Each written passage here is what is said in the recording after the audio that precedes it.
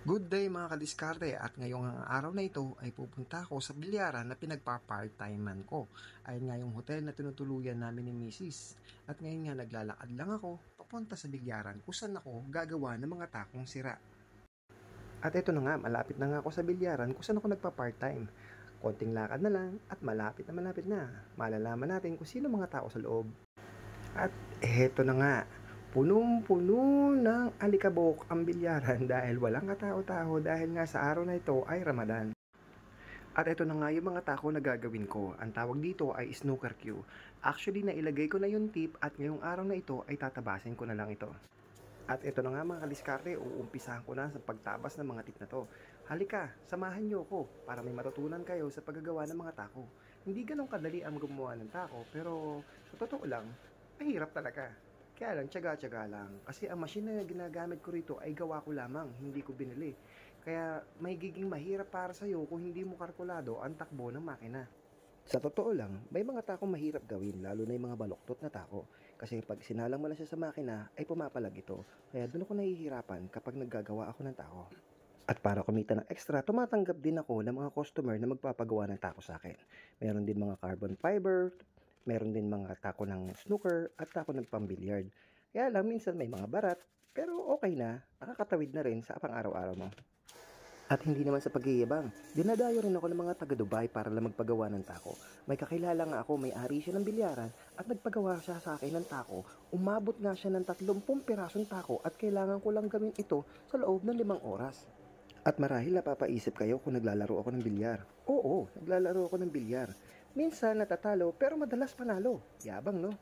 Sa trabaho ito, tiyaga-tiyaga lang kasi hindi naman din ganun kadami ang nagpapagawa ng tako. Pag marami kang kaibigan, marami kakilala, I'm sure maraming papagawa sa ng tako.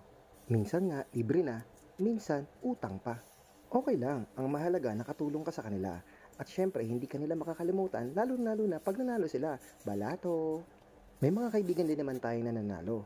Pero wait tayo sa balato. Pero in the end, puro kwento. High school pa lang ako, nagbibilyar na ako. Sa pagbibilyar nga, tumatakas pa ako sa eskwelahan para lang makapaglaro. Kasama yung mga kaibigan ko. Syempre, high school life.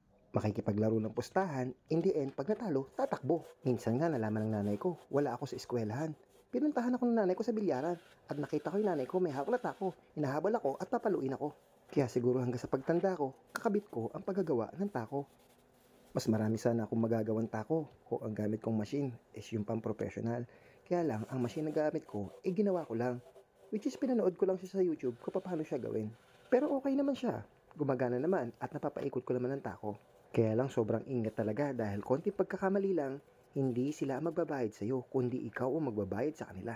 Kumbaga, napagod ka na, kumita pa sila. Pero may iba pang diskarte sa paggagawa ng tako. Yung mga binaklas mong tip sa mga tako ay pwede mo pang gamitin at pwede mo pang ibenta.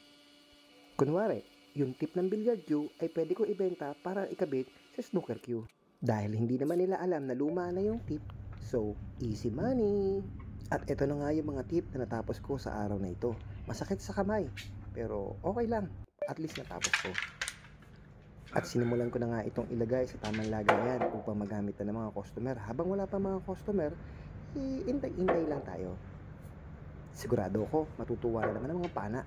Pati na mga ipis. I'm sure hindi nyo alam ang sinasabi ko dahil mga taong sa Dubai lang ang nakakaalam nito.